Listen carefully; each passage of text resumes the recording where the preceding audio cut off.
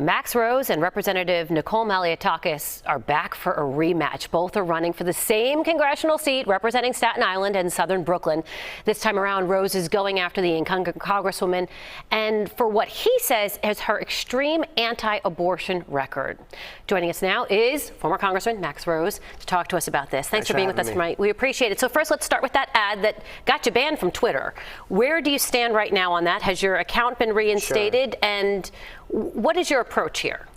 So, yes, the ad has been reinstated. Twitter has clearly admitted that they've made a mistake because all the ad spoke to was the fact that Representative Malliotakis' anti-abortion extremes views, as well as, may I add, the extremist views of the National Republican Party, are allowing for these statewide abortion bans to be instituted throughout the nation with no exceptions.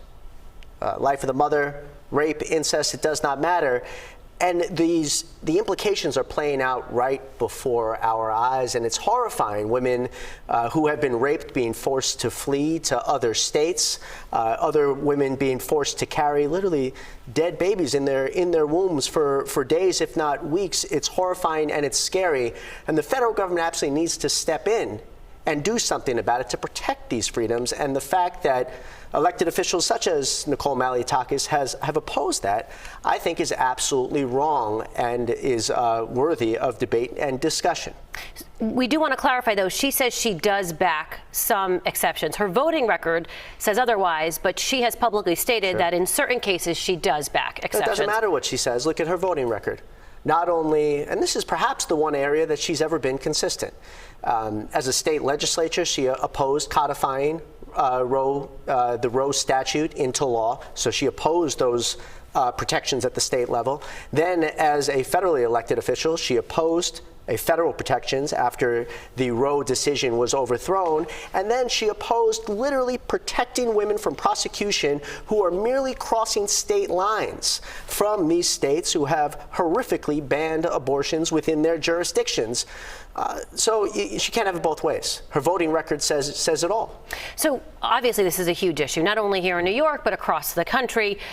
We've seen in other states like Kansas where this has led to major wins for Democratic candidates. Is that your approach here? Are you hoping that this is the issue that will see victory for you? I've never been about politics in that regard, and that's why people hate politics in this country, because people are just following polls or just going with the headwinds. This is about right and wrong.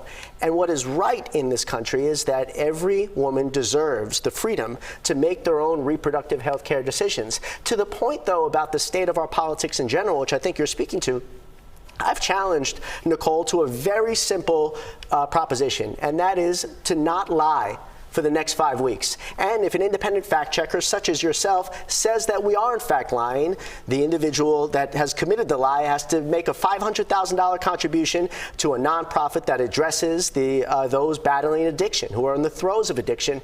People are sick and tired of the lies, and they're sick and tired of the poll-tested, follow-throughs. And we've got to be clear. So voters vote on issues usually. I mean, they might like you as a person, but they're going to the polls to vote their interests. So is it abortion? I mean, we see that the economy is a major issue. So do you feel as if people will vote for you, say, based on your position on abortion versus, say, her position on the economy? So this is certainly an absolutely essential issue to so many people, an existentialist issue, in fact, to many. But it's not an either or. Okay, that's a false choice. We have got to tackle head-on the public safety crisis, not just in New York City, but throughout the entire country. We've got to tackle head-on the short-term and long-term affordability crisis, but all the while we've got to protect a woman's right to make her own reproductive health care So many decisions. issues facing the city, but let's talk about the news of the day, which is that allegedly Biden told Al Sharpton that he is planning to run in 2024. If he runs, does he have your support, and do you support a Biden-Harris ticket again? So allegedly, he says one thing one day, the other day he says something to 60 Minutes. Plain and simple, and I've said this before, I'll say this again. I do not think that Donald Trump should run in 2024. I do not think that Joe Biden should run in 2024. I'm sick and tired of that generation being in power. We've got to move on. We have to turn the page, not just on this politics of ineffectiveness, but also this politics of division and vitriol. It's time to move on as a nation.